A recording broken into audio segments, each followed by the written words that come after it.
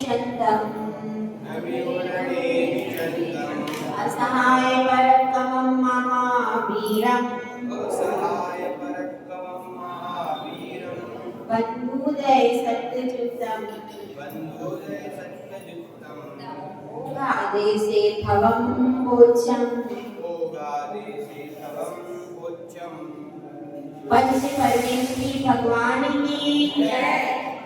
परम पूज्य आचार्य श्री समर्थनाथ भगवान की जय। परम पूज्य आचार्य श्री आदि सागर महाराज की जय। आचार्य श्री महावीर कीर्ति महाराज की जय। आचार्य श्री विमल सागर महाराज की जय। आचार्य श्री तपस्वी सम्राट सन्मति सागर महाराज की जय। आचार्य गुरुवर सुंदर सागर महाराज की जय। अहिंसामय ईश्वर धर्म की जय। जिनवाणी माता की जय। माता की जय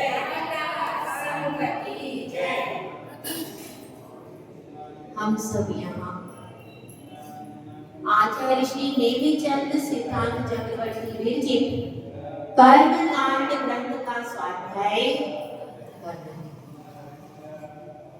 जीवों के परिणाम कभी ऊपर की ओर आते हैं, विशुद्धि को बढ़ाते हैं, कभी नीचे की ओर जाते हैं, संक्लेश को बढ़ाते हैं।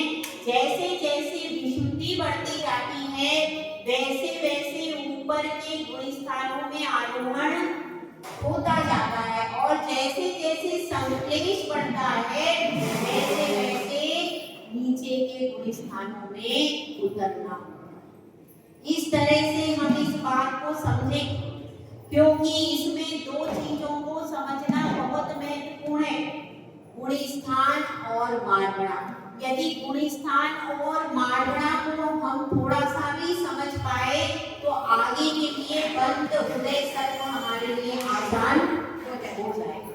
इसलिए आज गुण स्थान के बारे में आपने कल समझा था, जैसे कि बुखार को नापने के लिए थर्मामीटर होता है, कपड़े को मापने के लिए मीटर होता है, इन सब चीजों के लिए कोई ना कोई पैमाना होता है। उसी तरह से हमारे परिणामों, अंतरंग की परिणतियों को मापने का पैमाना क्या है? गुण स्थान अंतरंग की परिणतियों को मापने का पैमाना है। इस बात को हमने कल समझा था। आज हम थोड़ी सी आउटलाइन लेंगे सब गुण स्थानों की। 14 गुण स्थानों को एक एक लाइन में संक्षिप्त में समझेंगे, विस्तार से भी समझेंगे, जब जैसा जिसका प्रकरण आता जाएगा, क्योंकि आगे गुण स्थान के बारे में विवेचन आएगा थोड़ा थोड़ा। तो एक बार अपन आउटलाइन से समझ लें कि गुण स्थान कैसे होते हैं। ये तो अपन ने समझ लिया परिभाषा। अब परिभाषा के बाद जो पहला गुण स्थान है उसका नाम क्या है भाई? मिथ्यात्व गुण स्थान। मिथ्यात्व गुण स्थान पहला गुण स्थान है। मतलब अपन ने समझा था, चारित्र दर्शन मोहिनी का प्रथम कौन है? मिथ्यात्व। दर्शन मोहिनी की प्रथम प्रकृति का नाम क्या है? मिथ्यात्व। तो उस दर्शन मोहिनी मतलब इसकी परिभाषा क्या होती है? मिथ्यात्व कर्म के उदय से जो गुण स्थान होता है उसको मिथ्या दृष्टि गुण स्थान कहते हैं। एक लाइन में, ठीक है, एक लाइन में हम कैसे समझेंगे? मिथ्यात्व कर्म के उदय से जो गुण स्थान होता है, जो जीव की परिणति होती है, उसको क्या कहेंगे? मिथ्या दृष्टि गुण स्थान। समझ में आ गया? मिथ्यात्व कर्म के उदय से जो जीव के परिणाम बनते हैं, और क्या हो गया? मिथ्यात्व गुण स्थान। क्लियर है? अब इसके बाद दूसरा गुण स्थान, उसका नाम क्या है? साधन गुण स्थान। मतलब इसके नाम से ही समझो, गुण स्थानों के नाम से समझना। इसका नाम, पहले का नाम क्या था? मिथ्यात्व।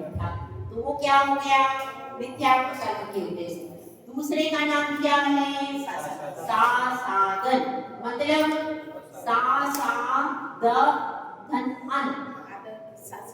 अन समझो, अन मतलब अनंतानुबंधी, इसमें से निकल रहा है अन। क्या निकल रहा है? आसाधना करना। सा शब्द निकलता साधन आसाधन, साधन आसाधन। तो और फिर निकलता है अन भी निकल रहा है, दो चीजें निकल रही है। देखो साधन में क्या क्या निकल रहा है, साधन आसाधन जो आसाधना से युक्त है, और क्या निकल रहा है, अन शब्द भी निकल रहा है, निकल रहा है कि नहीं, अन भी निकल रहा है और आसाधन शब्द भी इसमें से निकल रहा है कि नहीं। तो पहले अपन यह समझे आसाधना का मतलब क्या है। आसाधना का मतलब यह है कि कोई सम्यक की आसाधना कर रहा है। क्या समझ में आया, समझो पहले, मैं इमाम की बात नहीं, आप समझ लो। कोई सम्यक की आसाधना कर रहा है, लेकिन अभी क्या हुआ, सम्यक रूपी पर्वत से मिच्छ भूमि समूह, ये आपको बता रही हूँ जीवकांड की गाथा। सम्यक रूपी पर्वत से वह गिरा, लेकिन मिथ्यात्व की भूमि को स्पर्श नहीं किया। ये पूरी गाथा दी है जीवकांड। मतलब क्या समझ में आया, सम्यक क्या है, पर्वत है, और मिथ्यात्व क्या है, यही भूमि है। ठीक है, अभी वो सम्यक रूपी पर्वत से तो गिरा, लेकिन मिथ्यात्व की भूमि को स्पर्श नहीं किया। जैसे कहते हैं कोई आसमान से गिरा और खजूर में ऐसी उसकी स्थिति। तो अब क्या हुआ, बीच में ही वो अभी है, ना वह मिथ्यात्व में आया है ना वह सम्यक में है। बीच की जो स्थिति है उसको कहते हैं साधन, यानी उसने सम्यक की आसाधना कर दी। आसाधना हुई कि नहीं, जब वो सम्यक रूपी पर्वत से नीचे गिरा तो आसाधना हुई कि नहीं, हो गई। लेकिन अभी मिथ्यात्व की भूमि को स्पर्श नहीं हुआ, तो ना तो उसको सम्यक दृष्टि कह सकते ना मिथ्या दृष्टि कह सकते। सही समझ में आया। अब उसको सम्यक दृष्टि कहेंगे क्या, गिर गए, क्योंकि सम्यक से गिर गया, आपको मिथ्या दृष्टि कहेंगे क्या, पहुंचा नहीं, मिथ्यात्व में वो पहुंचा नहीं और सम्यक रूपी पर्वत से गिर गया। तो बीच में क्या होता है, अपन ने क्या पढ़ा था, अन इसमें पढ़ा था, अन निकलना था ना इसमें, अन मतलब अनंतानुबंधी। अब बीच में उसको क्या हुआ, अनंतानुबंधी के उदय से गिरा है, मिथ्यात्व के उदय से। अगर मिथ्यात्व के उदय से गिरता तो सीधा भूमि पे आ जाता, फिर तो नीचे गिरता है मिथ्यात्व, और वह गिरेगा मिथ्यात्व में, नीचे आएगा। लेकिन अभी उसके उदय चल रहा है अनंतानुबंधी के उदय से, जो गुणस्थान होता है उसको कहते हैं साधन। तो इसके दो बातें बनेगी, सम्यक की आसाधना से और अनंतानुबंधी के उदय से जो गुणस्थान होता है उसे साधन गुणस्थान। समझ में आया। और यह उतरते समय भी बनेगा, यानी चौथे से नीचे गिरते समय भी बनेगा। समझ में आ गया, ठीक है। अब इसके बाद दूसरा गुणस्थान समझ में आ गया, तीसरा गुणस्थान। तीसरा गुणस्थान है मिश्र। इसकी एक लाइन में लिखना चाहो तो ऐसे लिख सकते हो परिभाषा, सम्यक की आसाधना से अनंतानुबंधी के उदय से जो गुणस्थान बनता है उसे साधन गुणस्थान कहते हैं। सम्यक की आसाधना से अनंतानुबंधी के उदय से जो गुणस्थान बनता है उसको क्या कहते हैं, साधन गुणस्थान। तो समझ में आ गए। तीसरा है कौन सा, मिश्र। इसके और भी एक नाम है, मिश्र या सम्यक मिथ्या, दो नाम है इसके। कौन से हो गए, मिश्र और सम्यक।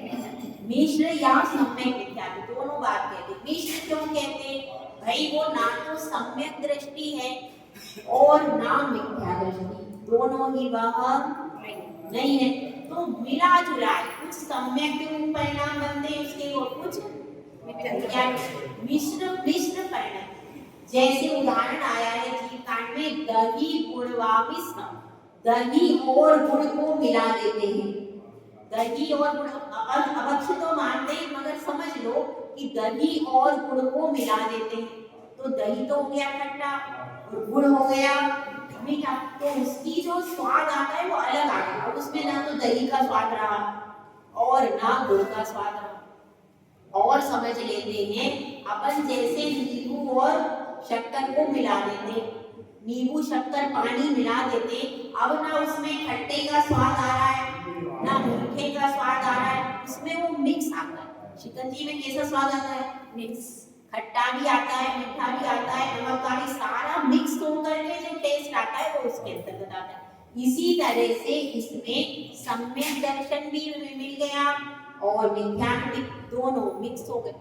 अब जब दोनों मिक्स हो गए तो ना तो उसको सम्यक दृष्टि कह सकते ना मिथ्या दृष्टि कह सकते, दोनों ही कह नहीं सकते ना। तो इस तरह से उसकी परिणति क्या होती है? मिश्र, मतलब सम्यक और मिथ्या दोनों के मिले जुले परिणाम जिस गुण स्थान में होते हैं वह क्या कहलाता है? सम्यक। समझ में आया? सम्यक दर्शन और मिथ्या दर्शन दोनों के मिले जुले परिणाम जिस गुण स्थान में होते हैं उसको क्या कहते हैं? सम्यक। अब चतुर्थ गुण स्थान का नाम बताइए। अविरत सम्यक दृष्टि। अविरत सम्यक दृष्टि का एक लाइन में क्या आंसर है? जो सम्यक दृष्टि है लेकिन उसके पास में कोई भी व्रत तो वो क्या कहलाएगा? बिना व्रत रहित। इसका एक लाइन में आंसर व्रत रहित सम्यक दृष्टि। व्रत रहित सम्यक दृष्टि मतलब कौन सा हो गया? अविरत सम्यक दृष्टि। ठीक है। इसके बाद पंचम गुण स्थान बताइए। देश, मतलब इसका क्या है? व्रत सहित सम्यक दृष्टि। व्रत सहित, व्रत में क्या लेंगे अपन? एक देश व्रत सहित। एक देश व्रत सहित क्या हो गया? सम्यक दृष्टि। ये शॉर्ट में आपको बता रही हूँ। शॉर्ट में क्या होगा आपको एक लाइन में समझ में आएगा, बाद में अपन डिटेल कितनी करें, लेकिन अगर अपन मूल को नहीं समझे और अपन कितनी डिटेल करेंगे तो फिर आगे समझ में नहीं। तो मूल इसका क्या है? एक देश व्रत सहित सम्यक दृष्टि। अब आगे के जितने गुण स्थान होंगे वे सब सम्यक दृष्टि ही। ठीक है, हो गया। ये पांचवा गुण स्थान का लिख दिया। अब इसके बाद छठा गुण स्थान कौन सा है? क्या नाम है उसका? प्रमत्तव्य। छठे गुण स्थान का नाम क्या है? सातवां है, आपको याद है। तो छठा गुण स्थान कौन सा है? प्रमत्त संयम। देखिए, प्रमत्त संयत भी होता है, प्रमत्त विरत भी होता है स्थान। ठीक है, प्रमत्त संयत या प्रमत्त। इसका मतलब क्या है? सकल प्रमाद सहित, प्रमाद प्लस सकल संयम। प्रमाद प्लस सकल संयम। सकल संयम अपन समझते ही हैं। तो एक लाइन में दो शब्दों में आंसर प्रमाद प्लस सकल संयम हो गया। अब इसके बाद लिखिए अप्रमत्त विरत। सातवें गुण स्थान का नाम क्या है? अप्रमत्त विरत। अगर आपको बाद में लिखना हो तो बाद में भी लिखवा देंगे, अभी समझना जरूर। ठीक है, अप्रमत्त विरत मतलब प्रमाद रहित प्लस क्या? सकल संयम प्रद प्लस अप्रमाद, ऐसा ही। सकल संयम और अप्रमाद या फिर प्रमाद रहित अवस्था, दोनों ही बात एक ही है। सातवें गुण स्थान के आगे प्रमाद रहित अवस्था नहीं हो, सब अप्रमत्त स्थिति। ठीक है, प्रमाद रहित, हाँ, प्रमाद रहित अवस्था होगी। सातवें गुण स्थान के आगे प्रमाद रहित अवस्था होगी। प्रमाद सहित अवस्था नहीं। प्रमाद सहित अवस्था कहाँ तक है? केवल पहले से लेकर छठे गुण स्थान तक प्रमाद सहित अवस्था है। उसके आगे के जितने गुण स्थान बनेंगे सब में प्रमाद रहित अवस्था होगी। हो गया ये अप्रमाद प्लस सकल संयम। उसके बाद कौन सा गुण स्थान है? अपूर्व करण में क्या होता है? अपूर्व अपूर्व परिणाम बनते। ये सारा कब होता है? श्रेणी आरोहण के समय। अब 8 से लेकर जितने गुण स्थान हैं सब आत्म ध्यान के गुण स्थान हैं। शुक्ल ध्यान के, आत्म ध्यान के गुण स्थान कहाँ से शुरू होंगे? अपूर्व करण। तो अपूर्व करण में क्या होगा? जब ये ध्यान में मुनिराज बैठेंगे, ये सारे मुनिराजों के ध्यान के गुण स्थान, तो जब वे ध्यान में बैठेंगे तो हर समय अपूर्व अपूर्व परिणाम बनेंगे। तो अपूर्व करण हो गया। करण का अर्थ है परिणाम। करण का अर्थ क्या होता है? अपूर्व मतलब अपूर्व परिणाम। अनिवृत्तिकरण, जिन परिणामों का वापिस लौटना नहीं होता। निवृत्ति मतलब वापिस, तो अनिवृत्तिकरण मतलब जिन परिणामों में वापिस लौटना, वो हो गया अनिवृत्तिकरण। उसके बाद कौन सा गुण स्थान आएगा बताइए? 10वें का नाम क्या है? सूक्ष्म सांप्राय, जिसमें सूक्ष्म लोक कषाय मात्र रही है, बाकी सब कषाय का नाश हो गया। मतलब मोहनीय कर्म का समूल नाश हो जाता है 10वें। तो सूक्ष्म सांप्राय का अर्थ होता है लोक। सूक्ष्म कषाय मतलब जिसमें सूक्ष्म कषाय मात्र शेष रह गई है, वो कौन सा गुण स्थान हुआ? सूक्ष्म सांप्राय, सूक्ष्म कषाय। ठीक है। इसके बाद आएगा 11वें नंबर, उपशांत। 11वें गुण स्थान का नाम क्या है? उपशांत। चारित्र मोहिनी की 21 प्रकृतियां। हाँ भाई, नाम बताइए। चारित्र मोहिनी की 21 प्रकृति। अनंतानंदी को छोड़ना है। अप्रत्याख्यान क्रोधमान मायालो, प्रत्याख्यान क्रोधमान मायालो, अस्वजन क्रोधमान मायालो। ये हो गई 12। और क्या चाहिए?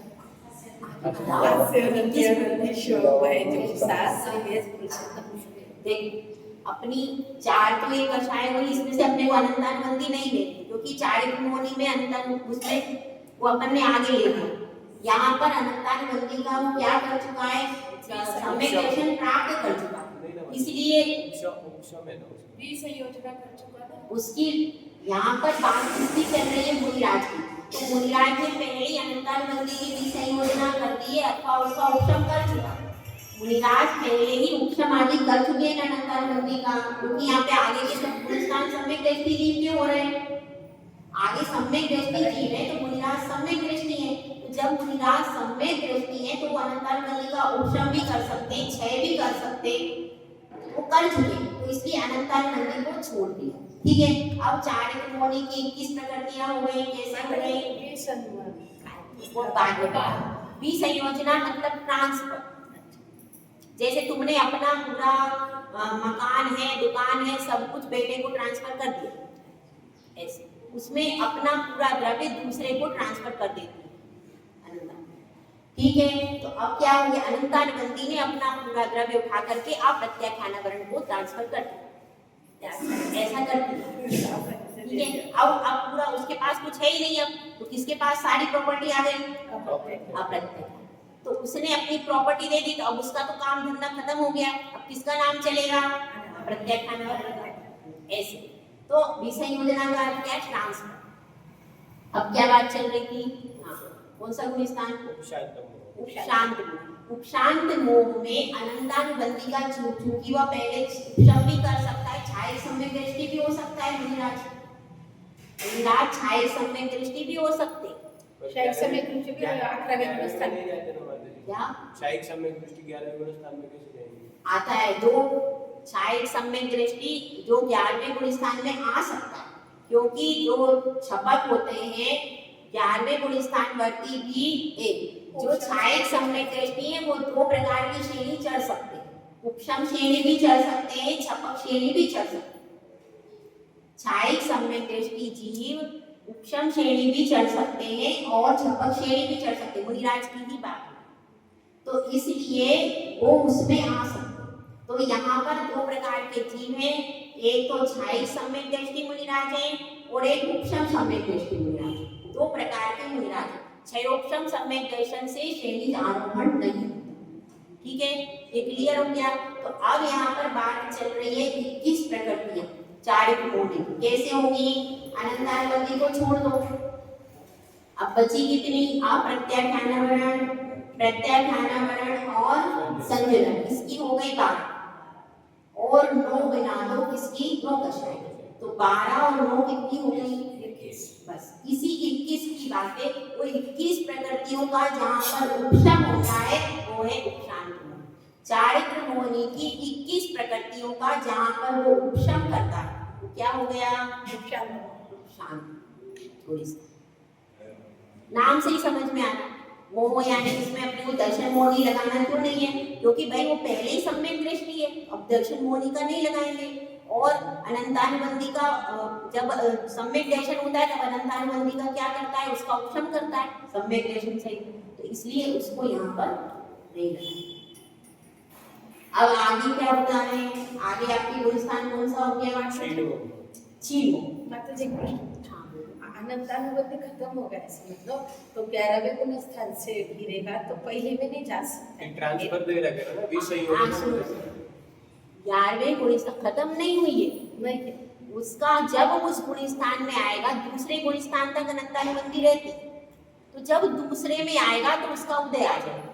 ऐसा दूसरे में आ सकता है 11वें से। हाँ आ सकता है। दूसरे में यदि आता है तो उसको अनंतानुबंधी का उदय आ जाएगा। 11वें से डायरेक्ट नहीं गिरता है, डायरेक्ट नहीं गिरता, वो सब आएंगे आगे, सब आएगा। अभी आप देखो बिल्कुल आउटलाइन समझो, आगे पूरा डिटेल इसमें बताऊं। ठीक है, अब क्या समझ में आया? चीन मोह। शांत मोह में अपन इतना समझो, चारित्र मोहनी की 21 प्रकृतियों का क्या करता है? उपशम करता है, तो 11वें गुणस्थान में आता है। क्लियर हो गया? उसके बाद क्या है? छीन। छीनो का मतलब है जिसने पूरी दर्शन मोहनी, चारित्र मोहनी सब प्रकृतियों का क्षय कर दिया। ठीक है, जिसका मोह क्षय हो गया है, क्षीणता को प्राप्त हो गया है, वह 12वें गुणस्थान में आ क्या हो गया? छीन। उसके बाद 13वां गुणस्थान संयोग के मतलब 12वें के अंत में ही वो घातिया कर्मों को नष्ट, और जैसे ही नष्ट करता है वैसे ही उसका 13वां गुणस्थान। घातिया कर्म कहाँ नष्ट होते हैं? 12वें गुणस्थान के अंत में। जैसे ही नष्ट हुए वैसे ही तुरंत क्या हो गया? संयोग केवली बन गया। तो संयोग केवली का अर्थ क्या है? योग सहित केवली संयोग केवली कहलाते हैं।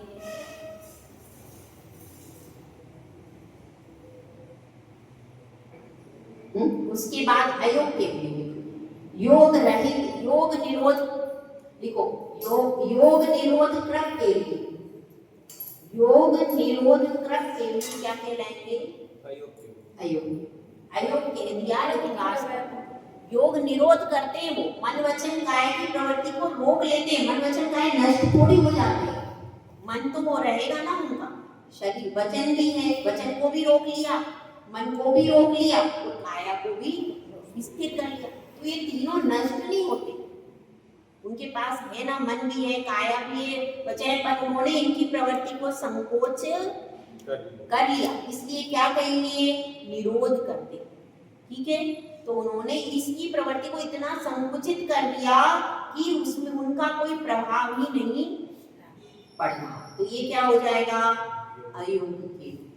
ठीक है, ये 14 गुणस्थान की शॉर्ट में आपको परिभाषा बता दी, क्योंकि अगर अपन 14 गुणस्थान नहीं समझ पाएंगे तो आगे छोटा छोटा प्रकरण आएगा, और जहाँ पर डिटेल की आवश्यकता होगी वहाँ पर पूरा डिटेल आपको समझाऊंगी। यहाँ पर हमने बुरहानपुर में पूरी गुणस्थान की क्लास की, तो उसमें जीव कांड में ये विषय पूरा किया।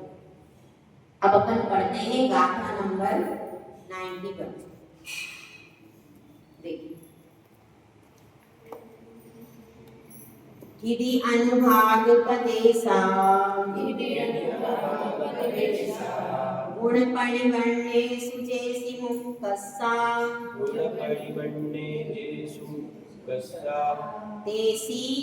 तेसी मनुक्तस्सो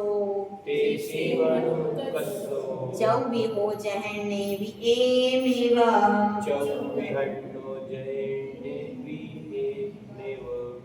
इसमें गाथा में क्या कहा गया है? स्थिति, अनुभाग और प्रदेश। कितने बंध बताए थे कल अपने को? 4 प्रकार के बताए थे, प्रकृति, स्थिति, अनुभाग और प्रदेश। 4 प्रकार के बंध बताए थे ना कल।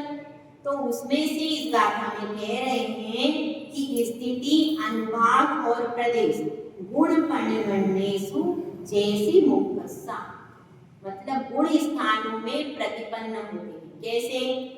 जैसी मुक्तस्सा, यानी उसके कितने भेद होते हैं? उत्कृष्ट, अनुत्कृष्ट, जघन्य और अजघन्य। इनके होंगे तीनों के। कौन कौन से होंगे तीनों के? स्थिति बंध, अनुभाग बंध और प्रदेश बंध। इन तीनों के भेद होंगे। कौन कौन से? उत्कृष्ट, अनुत्कृष्ट, जघन्य और अजघन्य। जो कल समझाए थे ना सब, वो सब भेद किन में होंगे? 3 में होंगे, स्थिति में, अनुभाग में और प्रदेश में। और क्या कहा? तेसिम मनुकस्सु। और इनमें ही कौन से भेद होंगे? जगन मतलब 4। यहाँ ऊपर क्या दे दिया? उत्कृष्ट, अनुत्कृष्ट और जघन्य, अजघन्य, ये सब भेद होंगे। और क्या होंगे? और फिर बताया, हाँ वो जघन्य भी होंगे। जघन्य भी बता दिए और उत्कृष्ट भी बता दिए। किसमें? इन तीनों में। प्रकृति, स्थिति नहीं, स्थिति, अनुभाग और प्रदेश, इन तीनों में ये 4 भेद होंगे। और इसके अलावा सादी, अनादि, ध्रुव और अध्रुव, वो 4 में। ये 4 में, हाँ वो 4। समझ में आ गया? 3 भेद, तीनों में तो कितने भेद होंगे? वो 4 भेद, उत्कृष्ट, अनुत्कृष्ट, जघन्य, अजघन्य, ये 3 में। और 4 में कौन से भेद होंगे? सादी, अनादि, ध्रुव और अध्रुव, ये 4 प्रकृतियों में होंगे। तो इस तरह से यहाँ पर उन्होंने आचार्य परमेश जी ने वर्गीकरण करके बता दिया। समझ में आ गया ये? ठीक है। अब अपन आगे बढ़ते हैं तीर्थंकर प्रकृति के बारे में। तीर्थंकर प्रकृति कैसी है? सबसे बड़ी पुण्य प्रकृति कौन सी है भाई? तो उसी से आचार्य परमेश्वर ने शुरू किया। क्यों किया है कि सबसे बड़ी? क्योंकि अपन कभी दुकान पर अगर कोई जाता है तो सबसे उत्कृष्ट चीज दिखाते हैं। तो इन सारी कर्म प्रकृतियों में सबसे उत्कृष्ट प्रकृति कौन सी भाई? अपनी दुकान पर कोई आता है तो अपन ने देख लिया कि भाई व्यक्ति अच्छा सेठ है। तो जब देख लिया कि अच्छा सेठ है, इसके पास अच्छा माल है, तो अपन क्या करेंगे? अच्छी से अच्छी चीज, बढ़िया से बढ़िया जो हमारे दुकान पे होगी उसको दिखाएंगे। तो ऐसी आचार्य परमेश्वर के पास सबसे बड़ी पुण्य प्रकृति है। कौन सी? तीर्थंकर। तो उन्होंने सबसे पहले उसी को प्रस्तुत किया कि उसी के बारे में आपको बताते हैं और उसके प्रति आकर्षण भी है। तीर्थंकर प्रकृति के प्रति आकर्षण किसका है? सबका ही है, सबका है भाई। उसमें उत्कृष्ट रूप से भोग भी है, उत्कृष्ट रूप से त्याग भी है और सब उत्कृष्ट। तो इसलिए तीर्थंकर प्रकृति के लिए सब लालायित रहते हैं। तो वो तीर्थंकर प्रकृति कैसे बनती है इसके बारे में और भी कुछ थोड़ा आगे भी बता। देखिए अब गुण स्थानों में प्रकृति बंध का नियम कहते हैं। आगे क्या बता रहे हैं? प्रकृति बंध का नियम। अब आगे क्या है? गाथा नंबर आपकी है 92। इसमें बता रहे हैं प्रकृति बंध का नियम गुण स्थानों में। सम्मेव तिक्तबन्धो आहारदुकं पमादरहितेषु मिथुने आहुष्य मिच्छादिषु शेषबन्धो